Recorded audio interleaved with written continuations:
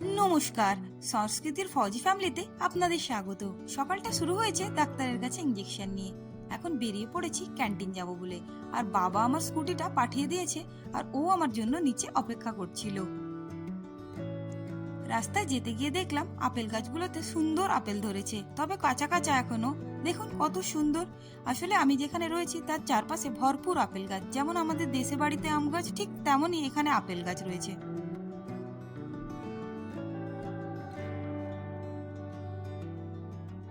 তারপর ওখান থেকে বেরিয়ে পড়লাম ক্যান্টিন যাওয়ার উদ্দেশ্যে। ক্যান্টিনের ভেতরে গিয়ে সবার আগে আমার ফুটবলের দিকে নজরটা পড়লো। আর আমি এত হ্যাপি হয়েছিলাম যে কি বলবো। এইগুলো মালবেরি। এইখানে যেমন আপেল গাছ রয়েছে, সেরকম মালবেরির গাছও ভরপুর রয়েছে। এগুলো একদম চিনির মতো মিষ্টি খেতে ছিল। এই পনিরটা বাড়িতেই বানিয়েছি। এটা দিয়ে একটা দুপুরবেলায় সবজি বানাবো বলে তাই পিস পিস করে কেটেও নিচ্ছিলাম। এবার একটু অল্প করে তেলে ভেজে নেব। আসলে একটা মিক্সড ভেজ বানিয়েছি, আর ওর মধ্যে পনিরটা দিলে খেতে আরো সুন্দর লাগে।